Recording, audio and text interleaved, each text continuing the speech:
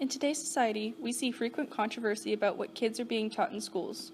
One of the most discussed topics in public education is sex ed. These programs establish norms directing what type of behaviors are typical or expected.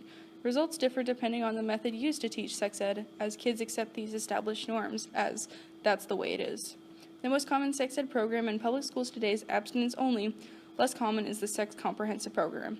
To determine the best course of action for sex ed, we'll compare both and talk about the constructs used.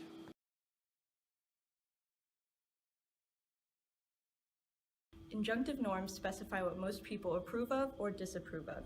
In abstinence-only education, the main curriculum focuses on what the expected standard of sex is for young adults.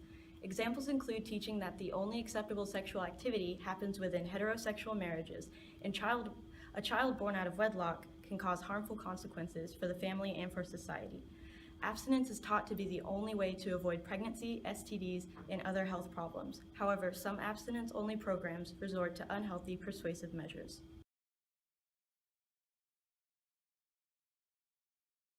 Due to the injunctive norms pushed onto children through abstinence-only education, there becomes an increase of sexual guilt. Sexual guilt occurs when an individual feels guilt about their sexual thoughts, acts, or fantasies.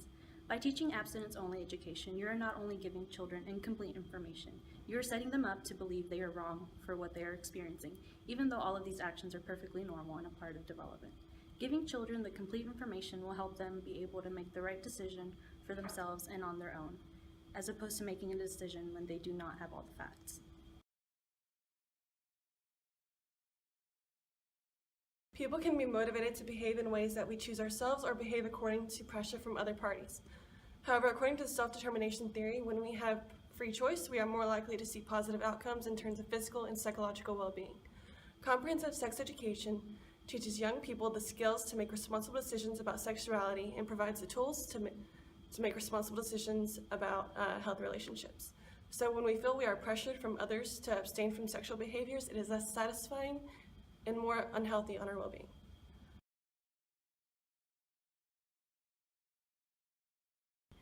Education and consent should be taught starting at a very young age. This doesn't mean that we have to talk to 4-year-olds about sex, but it does mean that we need to make them aware that they should never do anything to someone that they don't want you to do. Scripts are knowledge structures that define situations and guide behavior. When sexual education fails to teach children about consent, they grow up without the scripts in order to navigate these situations. We need to teach children at a very young age that touching without consent is not okay, and we need to teach that it is okay to say, I don't like that. By establishing these positive scripts early on in development, children are more equipped to set respectful and personal boundaries for oneself and honoring other people's boundaries.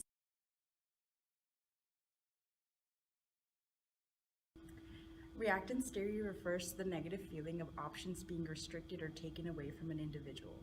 This theory is evident in abstinence-only sex education, which prohibits students from learning how to properly use birth control such as condoms, cervical caps, and oral contraceptives. Consequently, sexually mature teens then view the condemned act as more attractive and want to engage in it. Unfortunately, when students do participate in the act, they are at a disadvantage because they do not take the proper contraceptive precautions. Social learning is when we learn by watching the behaviors of others. We imitate what's accepted based on the rewards of good behavior or the punishments of bad behavior. Abstinence-only sex ed results in a sort of bubble of silence. Because sex is labeled as taboo, the topic is rarely mentioned. If it is, behavioral models may react poorly and punish the behavior by showing offense resulting in embarrassment or shame. The outcome is often misinformation or a complete lack of. Alternatively, sex comprehensive education presents information freely and in a neutral manner. This application of social learning provides students with a safe environment to practice behavioral skills such as saying no and how to use a condom. RECAP notes that sex education programs that model healthy and positive behaviors towards sex produce the most ideal outcomes.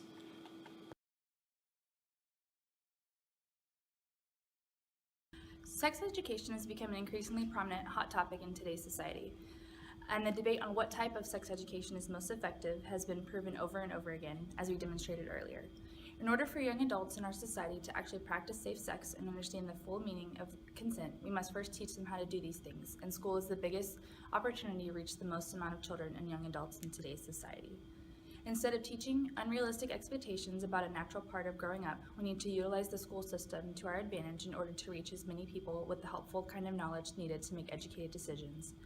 Knowledge is power, and without it, we are being led down an unrealistic path that continues to power a never-ending cycle of misinformation. We must begin the change instead of waiting around for someone else to.